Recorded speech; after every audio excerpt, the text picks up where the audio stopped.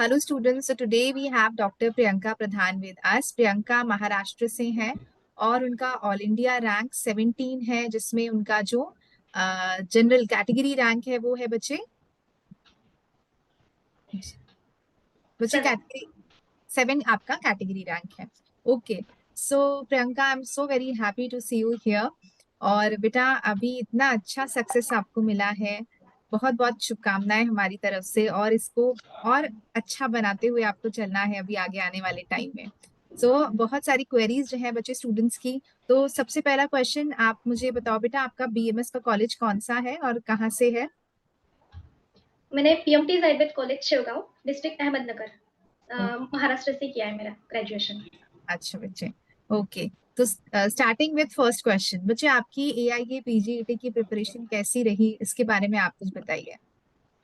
Yes, actually मैं बताना चाहूँगी कि मैं सेकंड ईयर से ही various type of quiz competition जो अलग-अलग कॉलेज ऑर्गेनाइज करते थे, उनमें पार्टिसिपेंट रही हूँ। अच्छा। तो सेकंड ईयर से ही मुझे संहिता कैसी पढ़नी चाहिए, उससे श्लोक में से क्वेश्चन कैसे फॉर्म किए जाते हैं, उसका आइडिया बन चुका था।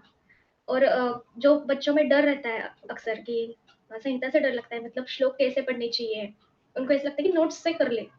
वो मेरे हिसाब से नहीं था, क्योंकि मेरा वो फाउंडेशन जो था संहिता बेस्ड, वो क्विज कंपटीशन से ही बना चुका था। तो second year, third year, fourth year ऐसा मेरा वो फाउंडेशन बन चुका। तो मुझे संहिता से पढ़ना बहुत ईजी लग रहा था। फिर असली प्रिपरेशन जो था वो इंटर्नशिप चालू जब हुआ तभी हो चुका। अ, मैं ग्रुप डिस्कशन में ज़्यादा बिलीव करती हूँ। हमारा 3 लोगों का ग्रुप था, तो हमने डिपार्टमेंट भी एक ही लिया था कॉलेज के इंटर्नशिप के वक़्त। तो हम डेली अपना टारगेट फिक्स करते कि आज हमें ये पढ़ना है, और पेशेंट कितने भी हो, ओपीडी कितनी कितनी की भी रहे, लेकिन उस दिन में वो उतना कवर होना ही चाहिए, ये हमारा टारगेट रहता था ऑलवेज़। फिर शाम में हम उसके ऊपर डिस्कशन करते थे, तो वो जो मैटर हमने पढ़ा था वो फिक्स हो जाता था। तो ऐसे कॉलेज का 6 मंथ का इंटर्नशिप हो चुका, बाद में मैं घर पर आई, तब सेल्फ प्रिपरेशन ही किया। तब दिन में जो पढ़ाई रहती थी कि ज़्यादा टाइम संहिता को, बाद में सब माइनर संहिता, फिर सब्जेक्ट, ऐसा मेरा पढ़ाई चलता था। Okay, very good. मतलब इंटर्नशिप के टाइम पे भी आप अच्छे से अपना रूटीन यूटिलाइज कर पा रहे थे, फॉलो करते थे, क्वेश्चंस करते थे बेटा तब भी? स्टार्टिंग में नहीं करते थे, मतलब उसका इम्पोर्टेंस समझ में नहीं आया कि क्वेश्चन सॉल्व करने चाहिए। जैसे-जैसे दिन चलते गए, फिर डेली और क्वेश्चंस प्रैक्टिस होते होती रही। गए। ओके यस, बच्चे। एंड उसके बाद भी आपने फिर तो फुल टाइम अभी बिल्कुल एग्जाम से पहले अब अच्छी स्टडी आज आपके चल रहे थे। यस। ओके। ओके बच्चे, नेक्स्ट क्वेश्चन ये है कि एग्जाम में, मेन एग्जाम में आपने कितने क्वेश्चंस अटेम्प्ट किए? मैंने टोटल क्वेश्चन अटेम्प्ट किए थे 114, 114। ओके, एंड फर्स्ट राउंड में कितने कर पाए थे आप? फर्स्ट राउंड में मैंने अराउंड 70 टू 76 क्वेश्चन अटेम्प्ट किए। ओके, उसमें आप लगभग श्योर थे कि ज्यादातर क्वेश्चन सही रहेंगे? 100% श्योर वाली मैंने उसमें किए थे। Okay, good good.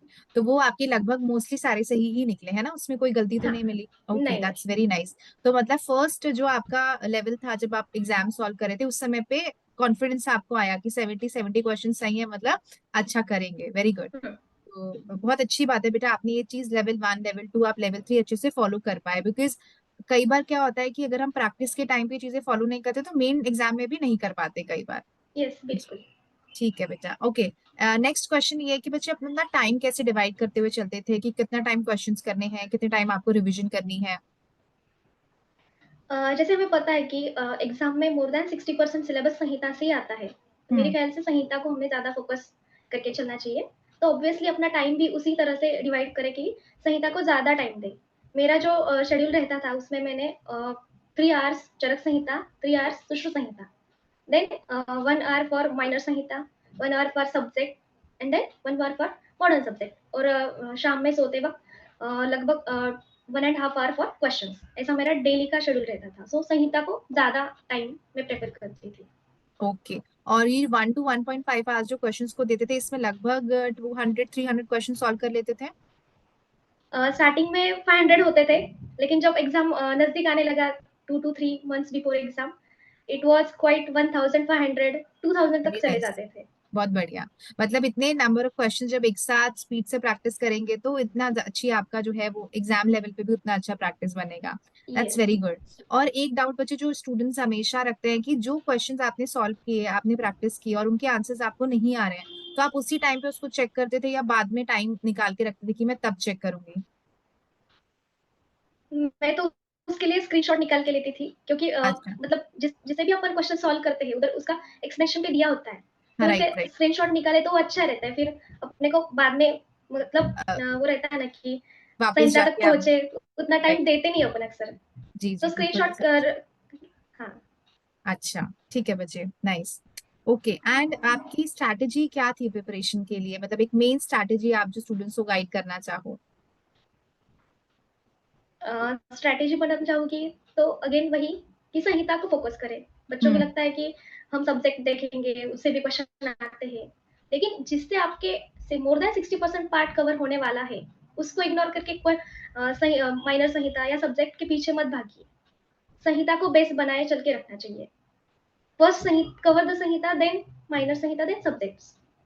Right right. And अब की बार एग्जाम में भी डिस्ट्रीब्यूशन वही था, सबसे ज्यादा संहिता, माइनस संहिता, सब्जेक्ट्स, और बहुत सारे सब्जेक्ट का एरिया तो यस। आपका ऑलरेडी संहिता में ही कवर हो जाता है, तो ये भी ओवरलैप करता है ये चीजें। यस।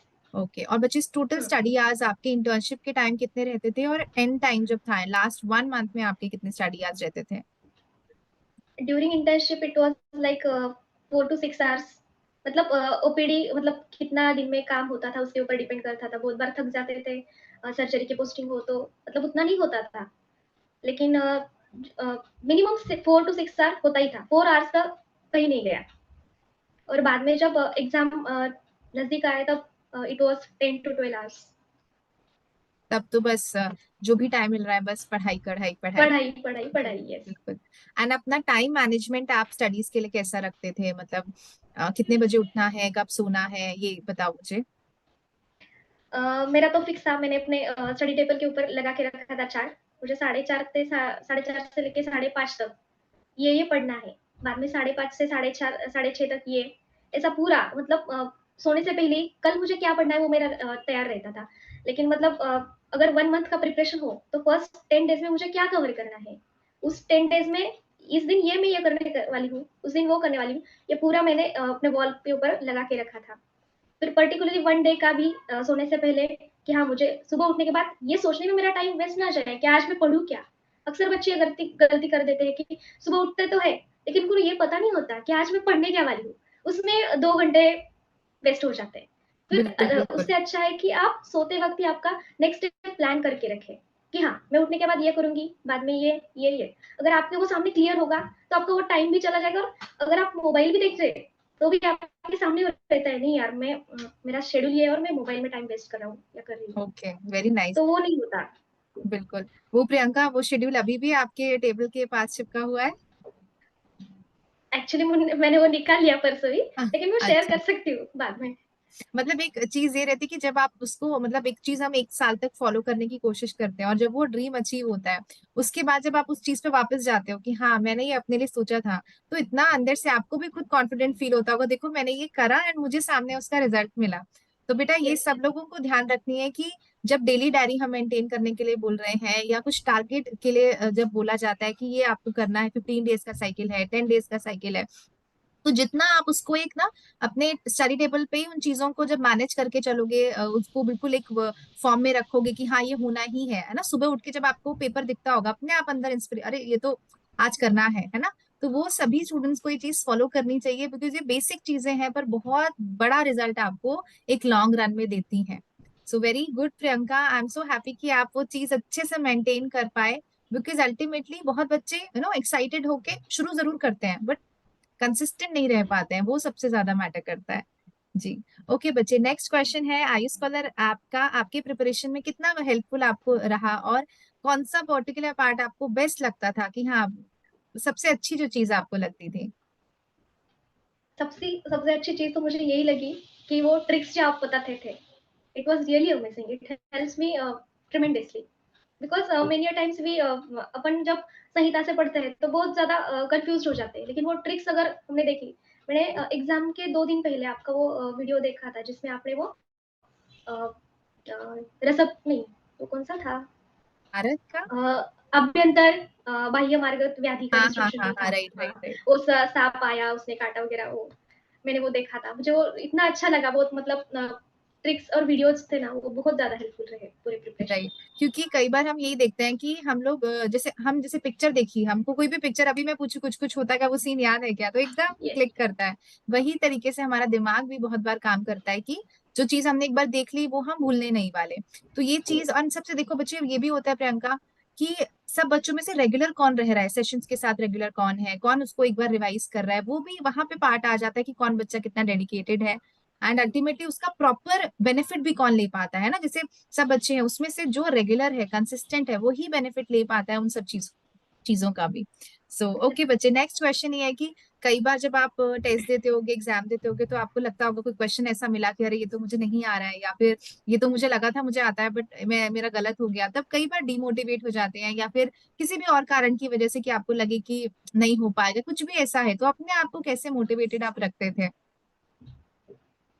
मोटिवेशन के बारे में बोलूंगी कि एज ऑर्डिनरी स्टूडेंट मैं भी पहले यही करती थी कि यूट्यूब पे जाओ, how to stay motivated, 2-3 video देख लो, मोटिवेटेड हो जाती थी। लेकिन वो मोटिवेशन हार्डली 2 टू 3 डेज तक बना रहता था, बाद में वही सैचुरेशन। फिर मुझे पता चला कि नहीं, अपने को अगर कंटिन्यूअसली मोटिवेटेड रहना है, तो हमें वो व्हाई जो है ना, वो क्लियर करना होगा कि मैं ये क्यों कर रही हूँ, मुझे एआईपीजीटी क्यों देना है। अगर आपका व्हाई क्लियर है, तो बस सक्सेस आपका है। मतलब आपको कोई पीछे नहीं हटा सकता कि यार तू क्यों इसमें लगा रहा है। और अपन मतलब लेजी भी फील नहीं करते कि यार बोर हो गया, ऐसा नहीं होता। अगर आपका व्हाई क्लियर है, तो मुझे ये इसके लिए करना ही है, अगर ये है ना आपके सामने, तो बस हो गया। फिर मतलब स्टार्टिंग में तो वीडियो देखना, बाद में जो अपने फ्रेंड्स है उनसे उनसे बात करके या मेंटोर्स टीचर से बात करके फिर मोटिवेटेड फील करती थी, लेकिन बाद में तो सेल्फ मोटिवेशन ने मुझे आगे बिल्कुल लेके बिल्कुल, चला गया। क्योंकि आउटर मोटिवेशन आपको कुछ दिन तक तो पावर एनर्जी दे पाता है, बट उसके बाद जब तक हम मेहनत नहीं कर रहे हैं, जब तक हमें अपनी एक एक सफलता छोटी छोटी नहीं दिखती कि चलो आपकी बार में टॉप 10 में आ गया, अब की बार मैंने सारा रिवीजन टाइम पे पूरा किया, तो वही आपके लिए मोटिवेशन बनता है। एंड प्रियंका, ये जो आपने इतना अच्छा अभी सब स्टूडेंट्स को बताया, आई थिंक वो जो वाई ढूंढने का जो सीख प्रियंका सबको दे रही है, वो ढूंढना चाहिए, प्रिपरेशन करने से पहले ही वो सोचना चाहिए, सिर्फ ये नहीं कि शुरू करो। वेरी, तो बच्चे ये टिप भी सबके लिए बहुत हेल्पफुल रहेगी, मुझे खुद सुन के बहुत अच्छा लगा ये, वो वाई ढूंढ के पकड़ के रखना है।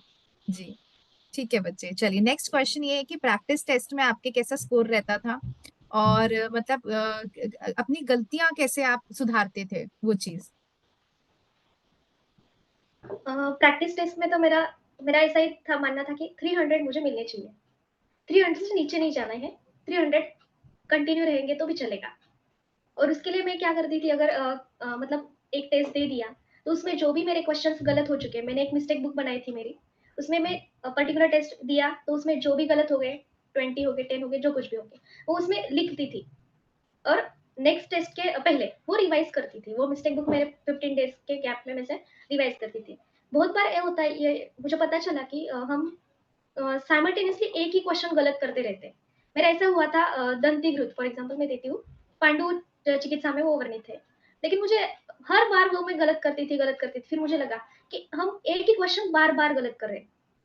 फिर यही हमारे सिली मिस्टेक्स करके अल्टीमेटली वो फाइनली गलत हो जाते हैं। तो मैंने एक मैं मिस्टेक बुक बनाई थी मेरी, उसमें भी जो भी गलत हुए उसमें हमारे हमें मतलब दिमाग में पक्का हो जाता है कि ये हमने पहले गलत किया था, अभी मुझे गलत नहीं करना है। राइट, तो वो मिस्टेक बुक से ये रहता है कि सिली मिस्टेक्स जो हो रही हो, या जो इजी क्वेश्चन कई बार जो बच्चे फर्स्ट राउंड में गलत कर देते हैं, वो सब आपने पहले ही क्लियर कर ली कि चलो एक दो बार गलती करके सीख के अभी गलत नहीं होने चाहिए, तभी आपके जो फर्स्ट राउंड में जितने क्वेश्चन थे वो आपके सही बैठे, क्योंकि वो पहले ही आपने उसको मतलब एक तरीके से स्क्रीन कर लिया कि ये गलती करूंगी, लो पकड़ लिया मैंने इसको, अब नहीं होनी चाहिए। तो ये बहुत जी। अच्छी स्मार्ट स्ट्रैटेजी बच्चे अपने आप ने अपनाई, और ये तभी हो पाता है जब आप टाइम देते हो उस चीज को, जब पूरे दिन आप उसमें चीज में अपना डेडिकेट करते हो। और ये भी बात कि जब कोई क्वेश्चन गलत हो तो अंदर से जब दुख होता है ना, यार ये कैसे गलत कर दिया, तो ही वो अप्रोच बच्चों की बनती है। तो वो बच्चे सिंसेरिटी से आती है, जो सिंसियर है वो करेगा, वो बच्चा आगे बढ़ेगा। And वही प्रियंका का भी एक सीख जो है वो सबको लेनी चाहिए।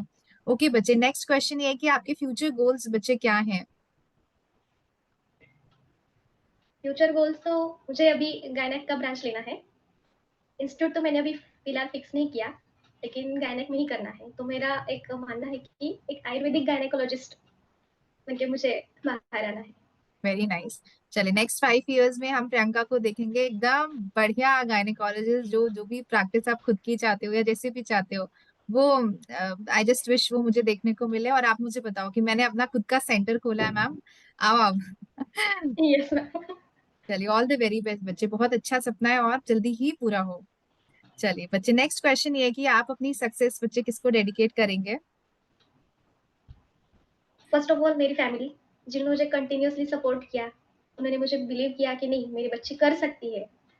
और मेरे जो फ्रेंड्स थे, खास करके डॉक्टर अभिमन्यु सोनल जो भी आईटीआरए जामनगर में एमडी कर रहे हैं। या मेरे अभिमन्यु लास्ट ईयर हमारे स्टूडेंट रहा था, अभिमन्यु है यस ना? Yes yes yes. Yes okay, हाँ वो भी बहुत अच्छा बच्चा, उसका भी टॉप, अच्छा लास्ट टाइम उसकी टॉप 100 में रैंक थी उसकी, उसको जामनगर मिला था। यस यस यस, यस, हाँ उन्होंने okay very continuous nice. Support किया। मतलब रिविजन्स लेना हो, प्लान बनाना हो, उसको कैसे अपन इजी बना सकते हैं। और मेरा जो ग्रुप मेंबर्स थे, हमारे जो 3 लोगों का ग्रुप था, हाँ हम जी। पेपर के लास्ट 5 डेज़ तक हम डिस्कशन डेली करते थे कि आज हमें अच्छा चरक सूत्रस्थान पढ़ना है, रिविज़न करना है। तो संहिता बंद कर दे, फर्स्ट अध्याय से लेके लास्ट तक। हाँ, चल ये बता, ऐसा करके उन सबका वेरी बहुत नाइस। ज़्यादा। हुँ, जी मतलब साथ मिलके सब लोग आगे बढ़े, वो चीज बहुत अच्छी है बच्चों। और ग्रुप डिस्कशन से फायदा ये होता है कि तो बोर नहीं होते हैं। दूसरा, यस, एक नहीं पढ़ रहा तो दूसरा उसको खींच के ले आता है, ले करना है इसको, पढ़ो ना। तो वो बहुत इंपॉर्टेंट एस्पेक्ट है। एंड आपस में कंपटीशन ना रख के जो 25,000 बच्चे हैं, उनसे कंपटीशन रखना इज मेन।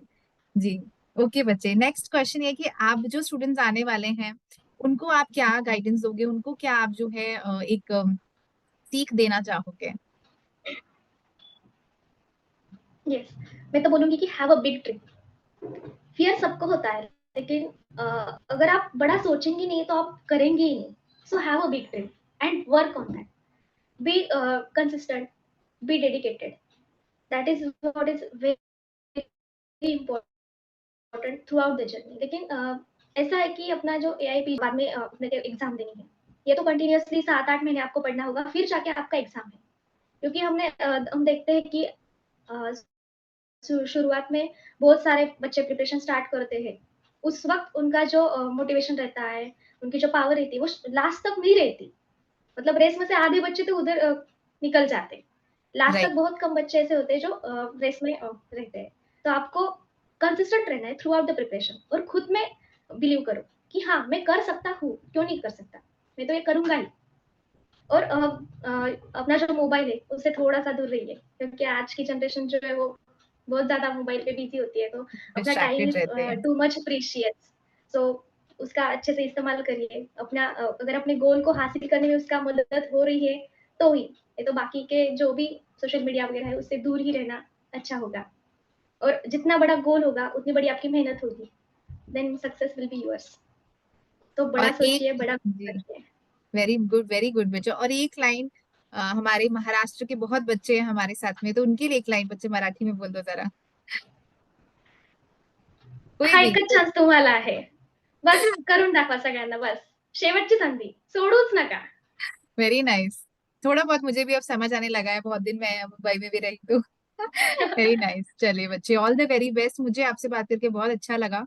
और बहुत खुशी होती है जब अपने बच्चे आगे बढ़ते हैं और आपको अपना ड्रीम कॉलेज अभी मिले। मैं भी प्रे करूंगी जो भी ड्रीम कॉलेज आप दिमाग में सेट करके रखो कि सेंट्रल तो मिला है, अब सेंट्रल में से भी कौन सा मिलने वाला है। सो बच्चे ऑल द वेरी बेस्ट, और आगे बढ़ना है। और आपके आपके पेरेंट्स ने जो आप पे मेहनत की है, अब उनको खुद देख के बहुत अच्छा लगता है। और मैं सभी बच्चों को बोलूंगी बेटे, तुम्हारे पेरेंट्स तुम्हारे लिए बचपन से सब कुछ करते हैं। एक मौका अभी तुमको मिल रहा है कि तुम उनके लिए कुछ करो, तो वो मौका अपने हाथ से जाने मत दो। क्योंकि जो खुशी होती है जब आप कुछ अचीव करते हो और अपने पेरेंट्स के चेहरे पे आप वो खुशी देखते हो, उसका कोई मुकाबला नहीं होता। So Priyanka, I am so happy for you, for your parents. और अभी और आगे बढ़ो और फ्लरिश करो अपने जीवन में। और lots of blessing. Thank you very much ma'am. Okay बच्चे, टेक केयर।